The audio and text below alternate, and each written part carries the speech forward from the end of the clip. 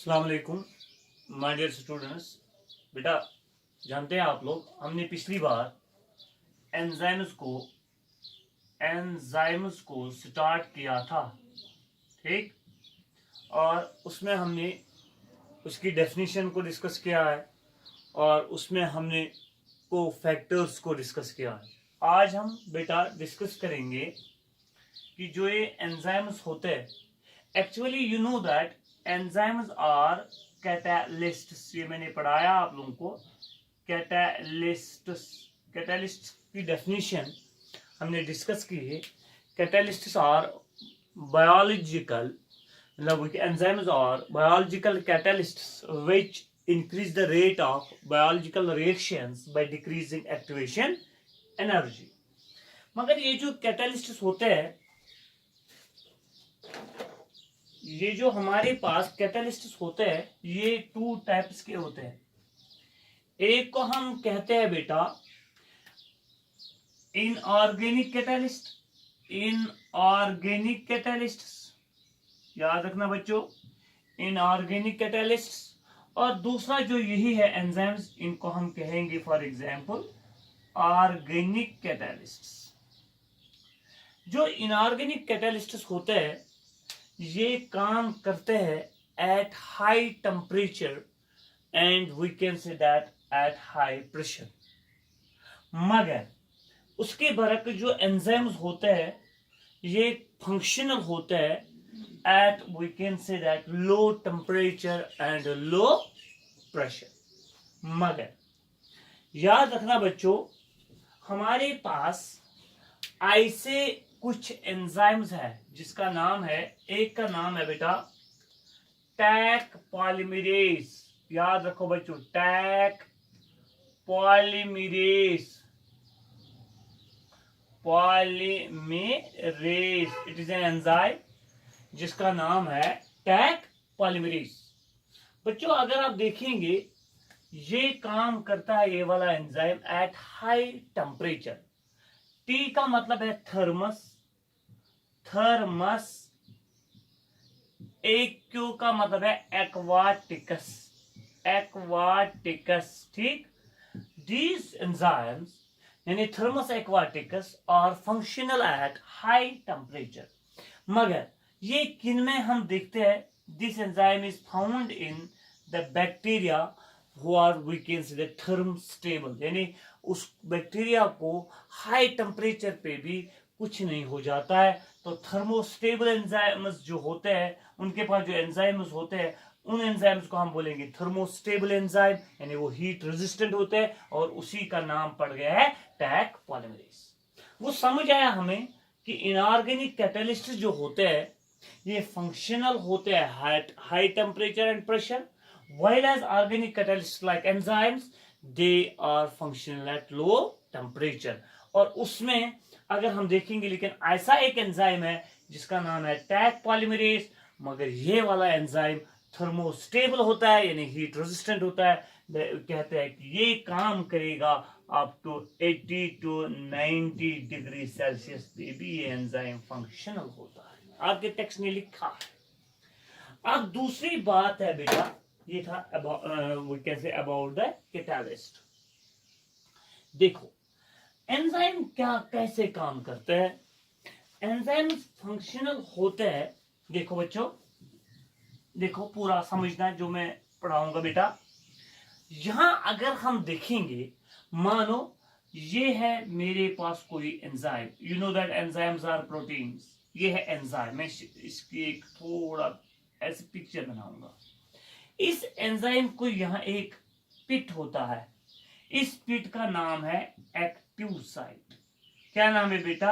Active site. इस पिट का नाम क्या है? Active site. वो एक्टिव साइट अगर हम देखेंगे, इट्स अ पिट और अ पॉकेट। ये ऐसा पॉकेट होता है, ये ऐसा पिट होता है जिस पिट के अंदर फिक्स हो जाता है सबस्ट्रेट। ये है फॉर एग्जाम्पल सबस्ट्रेट। मिसाल मैंने बोला आप लोगों को सिल्वरी एमाइलेज एक एंजाइम है, मानो ये वही एंजाइम है। उसमें कौन हमें मतलब फिक्स हो जाता है? कार्बोहाइड्रेट, मानो कार्बोहाइड्रेट सबस्ट्रेट है, ये सबस्ट्रेट इस पिट में फिक्स हो जाता है और बनाता है एक्टिव साइट के साथ सबस्ट्रेट, एंजाइम सबस्ट्रेट कॉम्प्लेक्स। क्या बनाता है बच्चों? वो ई मिलेगा एस के साथ तो बनाएगा, शाबाश, एंजाइम सबस्ट्रेट कॉम्प्लेक्स। बन गया एंजाइम सबस्ट्रेट कॉम्प्लेक्स। फिर क्या हो जाता है? यही सबस्ट्रेट कन्वर्ट हो जाता है into the product. Clear? Simply what is now active site? It's a pocket or a क्रीवाइस। ये टेक्स्ट की पहली लाइन है। It's a pocket or a crevice into which substrate binds. कौन बाइंड हो जाता है? Substrate. Into which substrate binds, substrate इसके साथ बाइंड हो जाता है and gets catalysed. Catalysed means it gets converted into the product. Clear? तो this is, we can say that this is an active site. देखो बच्चों, लिसन टू मी। अगर हम इसके बाद देखेंगे कि ये एंजाइम फंक्शनल क्या कैसे काम करता है, अगर मैं यहां लिखूंगा, आपके टेक्स्ट ने भी लिखा है केमिकल रिएक्शंस। क्या लिखूंगा बच्चों? Chemical reactions. केमिकल रिएक्शन का मतलब है, you know that chemical reactions के दौरान दो किस्म के चेंजेस हो जाते हैं। यानी केमिकल कंपाउंड जो होते हैं हमारे पास, कोई भी केमिकल कंपाउंड, इसको it can undergo into two types of change. It can, chemical compounds can undergo two types of change. एक चेंज को हम कहते हैं फिजिकल चेंज, शाबाश। एक को हम कहते हैं फिजिकल चेंज और दूसरे को हम कहते हैं केमिकल चेंज। दूसरे को हम कहते हैं बच्चों क्या? शाबाश शाबाश शाबाश, केमिकल चेंज। ठीक? फिजिकल चेंज मतलब आपके पास आइस है, शीन चुकाइनिश, हम इसको हीट अप करेंगे। जब हम बेटा इसको हीट अप करते हैं, हीट देते हैं, ये कन्वर्ट हो जाता है पहले into liquid and then into the vapour. There is no breaking of a bond. Whenever there is no breaking of bond, only there is a change in the state of the compound, then we can say that it is physical change. Clear? मिसाल मैं लिखूंगा ice. Ice को मैंने heat दी, किसमें convert हुआ? Water. Water को मैंने heat दी, किसमें कन्वर्ट हुआ है? वेपर। ठीक? क्या कोई बॉन्ड ब्रेक हुआ? नो, खाली ये इसकी शेप, इसकी फिजिकल जो स्ट्रक्चर था वो ही चेंज हुआ and then this is called as physical change. अब रहा दूसरी chemical change. During chemical process, during chemical change क्या बॉन्ड्स तोड़े जाते हैं, यानी bonds are broken and new bonds are form during transformation. Bond तोड़ा जाता है और नया बॉन्ड बनता है, तो उस वाले प्रोसेस को हम कहते हैं केमिकल चेंज। मिसाल कोई रिएक्शन आपको अगर याद होगी बेटा, तो मैं लिखूंगा यहाँ, फॉर एग्जाम्पल मैं लिखूंगा barium hydroxide. Barium hydroxide, barium hydroxide, BaOH whole twice. इसके साथ में मिलाऊंगा सल्फ्यूरिक एसिड। आपके टेक्स्ट ने दिया एग्जांपल सल्फ्यूरिक एसिड। आप मुझे बोलो बच्चों, ये क्या बनाएगा? ये बनाएगा बैरियम सल्फेट, BaSO4 और देगा 2 टाइम्स वाटर। वो इसमें क्या हुआ? बॉन्ड्स ब्रेक हुए, नए बॉन्ड्स बन गए। तो this is a chemical change. कौन सी चेंज है ये बेटा? Chemical change. अगर मैं यहां देखूंगा, ये जो फिजिकल और केमिकल चेंजेस हो रहा है, इनकी रेट क्या होती है? यानी मैं लिखूंगा फॉर एग्जांपल सिटारिज कन्वर्ट हुआ है, मिसाल सिटारिज बट या सफुड्रो या सबो break into N molecules of glucose. ठीक? N मॉलिक्यूल्स ऑफ ग्लूकोज, ईटा मॉलिक्यूल बने ग्लूकोज। क्लियर? तो इसका मतलब यही है। तो अगर मैं लिखूंगा इसकी रेट क्या है, किस रेट से? Rate of the reaction, rate of reaction, या जिसको हम बोलते हैं वेलोसिटी ऑफ द रिएक्शन। इसकी वेलोसिटी क्या रही इस रिएक्शन की? मैं लिखूंगा कितने प्रोडक्ट्स बन गए, डेल पी, और टाइम क्या था? Per unit time. Del P per unit time, इतने टाइम में इतने कितने प्रोडक्ट्स बन गए, वो इसकी रेट बनती है। ये जो रेट है ना, रेट ऑफ रिएक्शन, ये डिपेंडेंट होती है अपॉन द टेम्परेचर। किस पे डिपेंड होती है बेटा? It is influenced by temperature. Every 10 degree rise in temperature, 10 degree rise in temperature, याद रखना, रेट या velocity of the reaction increases, we can say that increases 2 times. Every 10 degree decrease in temperature also decrease the rate of reaction by 2 times. आया समझ बेटा? Right, we can say that rate, it is influenced by temperature, rate doubles or decreases by a half, rate doubles or decreases by half to every 10 degree, rise or decrease in temperature. Clear? अब सुनो मेरी बात बेटा, अगर मैं लिखूंगा enzyme catalysed reactions are very fast than non enzyme catalysed reactions, no problem. मैं लिखूंगा फॉर एग्जांपल कार्बन डाइऑक्साइड मिलेगा वाटर के साथ, मैं लिखूंगा बच्चों इसके साथ, मगर एंजाइम नहीं था, तो ये बनाएगा कार्बोनिक एसिड H2CO3। तो लेकिन मैं अब यही रिएक्शन कार्बन डाइऑक्साइड मिलाऊंगा वाटर के साथ इन प्रेजेंस ऑफ एंजाइम, यानी कार्बोनिक एनहाइड्रेस, मैं यहां लिखूंगा खाली एंजाइम, याद रखना बच्चों, तो बनेगा कार्बोनिक एसिड, मगर जो रेट होगी वो होगी बेटा 10,000, जो इसकी रेट होगी वो होगी बेटा 60,000, यानी we can say that 6,0,0,0,0 molecules are formed per second। यहाँ बनेंगे खाली 200 molecules per second, यहाँ बनते हैं 6 लाख molecules per second। वो एंजाइम, इसका मतलब क्या है? Enzyme catalysed reactions are very fast than non enzyme catalysed reactions.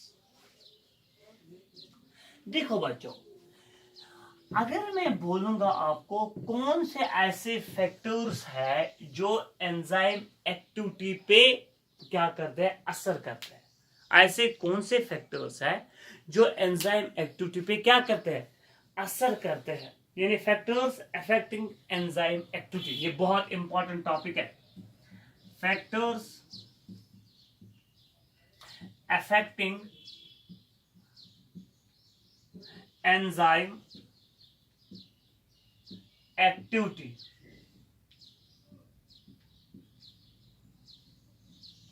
Factors affecting enzyme activity, यानी एंजाइम एक्टिविटी पे ऐसे कौन से फैक्टर्स है जो अफेक्ट करते हैं। नंबर 1, इफेक्ट ऑफ सबस्ट्रेट, बहुत इंपॉर्टेंट, इफेक्ट ऑफ सबस्ट्रेट, यानी सबस्ट्रेट का क्या असर रहता है ऑन एंजाइम एक्टिविटी। पूरा समझना बच्चों, और इस बात को समझने की जरूरत है। Effect of substrate on enzyme activity was first of all described bye 2 scientists, एक का नाम था मिचालिस, एक का नाम था बेटा मिचालिस, और दूसरे का नाम था Menten. By giving an equation, उन्होंने एक इक्वेशन दी और ये समझाया कि सबस्ट्रेट का क्या असर पड़ता है एंजाइम की एक्टिविटी पे।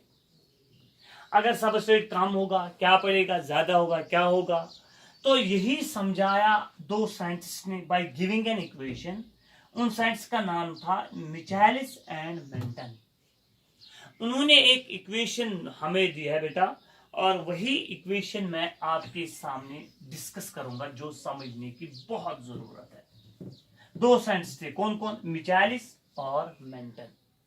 इक्वेशन क्या थी? उन्होंने बोला, ये याद रखना है, V इज इक्वल टू, याद रखना, V यानी velocity of reaction is equal to V max, maximum velocity of reaction, into concentration of substrate, कितना सबस्ट्रेट होगा, डिवाइड बाय ये Km इसको बोलते हैं Michaelis Menten constant plus concentration of substrate. ये इन्होंने एक इक्वेशन, ये याद रखने की जरूरत कहां से आई, कैसे आ गई ना, आपको खाली याद रखना है।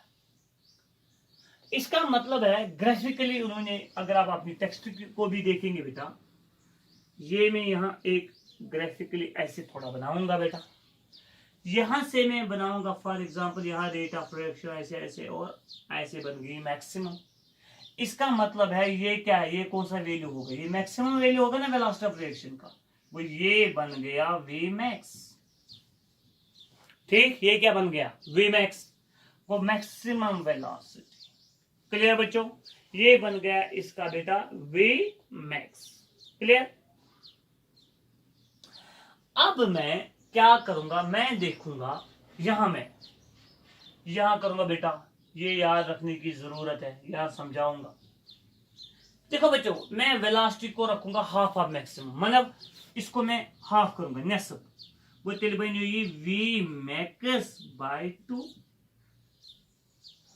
बुशा मैकत बराबर नेरी वेलोसिटी ऑफ द रिएक्शन। वो टाइम में मतलब कोई वी का मतलब है V max by 2 is equal to V max into S divide by K M plus S. हम देखेंगे क्या होगा, ये और ये कैंसल, वो इसका मतलब है K M plus S is equal to, और इसको इसके साथ 2s। क्लियर। इसका मतलब है के एम निकलेगा 2s माइनस एस। क्लियर। इसका मतलब है के एम निकलेगा s के बराबर, क्योंकि 2s से निकालेंगे एक s तो s निकले। वो इसका मतलब है सबस्ट्रेट की कंसंट्रेशन होगी इक्वल टू द के एम। के एम क्या है, के एम यहां से लिखेंगे फॉर एग्जाम्पल हियर, ये है सब, ये है वो when the velocity of reaction is half of maximum at that time, half of maximum at that time concentration of substrate. या पूछना है या इस डायरेक्शन में हम, इस डायरेक्शन से हम वेलोसिटी को दिखाते हैं, इस डायरेक्शन से हम सबस्ट्रेट को दिखाते हैं। वो सबस्ट्रेट की कंसंट्रेशन होगी बराबर के एम, वो यहां मैं लिखूंगा, ये ऐसे में बनाऊंगा like this for example 2 minute के लिए लाइक दिस। ये क्या होगा, वो ये सबस ये होगा के एम, वो when the velocity of reaction is half of maximum then the concentration of substrate is equal to Michaelis Menten constant. याद रखना बच्चों, is equal to Michaelis Menten constant. Clear. This is an equation, ये किसने दी है हमें, तो मुझे बता बेटा, ये दी थी मिचाइलिस और मेंटेन ने ये दी है इक्वेशन। क्लियर बेटा। ये था effect of substrate, effect of substrate. Well, when the velocity of the reaction is half of maximum, then the concentration of the substrate is equivalent to the Michaelis-Menten constant. Clear? दूसरा है बेटा effect of product, या we can say effect of temperature. पहले वही discuss करेंगे, effect of temperature and pressure. याद रखना बच्चों, ये आसान है। दूसरा effect of temperature and pressure, effect of temperature and pressure। बच्चों, एंजाइम की एक्टिविटी होती है maximum at optimum temperature and pressure. मिसाल, मैं बनाऊंगा एक ग्राफ यहां से, एक बनाऊंगा यहां से, ठीक। ये टेम्परेचर का, ये मैं लिखूंगा किसका, ये टेम्परेचर का बनाऊंगा, ये बनाऊंगा बेटा प्रेशर का, ठीक। मैं इनका ग्राफ बनता है बेल शेप्ड, ऐसे बनेगा। इससे क्या पता चलता है, यहां है मैक्सिमम, यहां maximum velocity of the reaction, यानी रेट बहुत है, मैक्सिमम वी मैक्स है यहां पे। ये बन गया इसका ऑप्टिमम टेम्परेचर।